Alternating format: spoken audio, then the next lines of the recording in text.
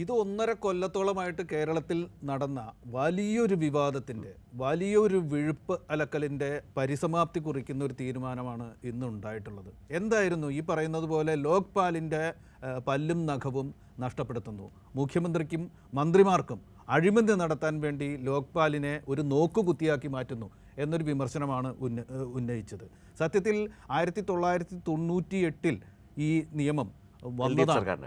അങ്ങനെയാണ് ഈ ലോകായുക്ത കേരളത്തിൽ നിലവിൽ വന്നത്. 2014 കേന്ദ്രത്തിൽ ലോക്പാൽ ബില്ല് വരുന്നത്. അതനുസരിച്ച് എല്ലാ നിയമങ്ങളും പുനർനിർവചിക്കപ്പെടുന്ന ഒരു നിയമ കാലാവസ്ഥയിലാണ് കേരളവും ഇത് ചെയ്തിട്ടുള്ളത്.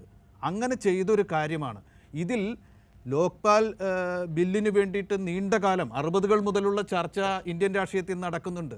അതിൽ സുപ്രീം കോടതി ജഡ്ജിമാർ വിധേയരാവണമോ, പ്രധാനമന്ത്രിയും കേന്ദ്രമന്ത്രിമാരും വിധേയരാവണോ, എന്തൊക്കെയാണ് അതിൻ്റെ വ്യവസ്ഥകൾ വേണ്ട എന്ന ദീർഘകാലം ചർച്ച നടക്കുന്നുണ്ട്. അതിനുശേഷം 2014 അത് നിയമമായി. ഇവിടെ ലോകായുക്തയ്ക്ക് പല്ലും നഖവും ഇല്ലെങ്കിൽ കേന്ദ്രത്തിൽ ലോക്പാലിനും അതില്ല എന്ന് മനസ്സിലാക്കണം. ഇതിന് പല്ലും നഖവും കൊടുക്കണമെങ്കിൽ രാഷ്ട്രം ഒന്നാകെ പുതിയ നിയമനിർമ്മാണത്തിലേക്ക് പോകേണ്ടതുണ്ട്. ഇവിടെ ഇത് വളച്ചൊടിക്കപ്പെടുകയായിരുന്നു.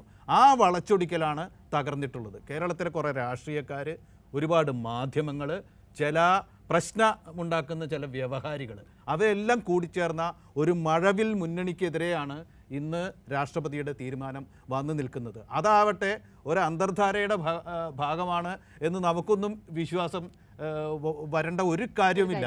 കാരണം എന്താണെന്ന് വെച്ചാൽ സുപ്രീം കോടതിയുടെ മോണിറ്ററിങ്ങിന് വിധേയമാണ് ഈ നടപടികൾ എന്നതുകൊണ്ട് നിർബന്ധിതമാകുകയായിരുന്നു എന്ന് നമ്മൾ ഉറപ്പിച്ചു തന്നെ പറഞ്ഞു പോകാവുന്ന ഘട്ടമാണ്.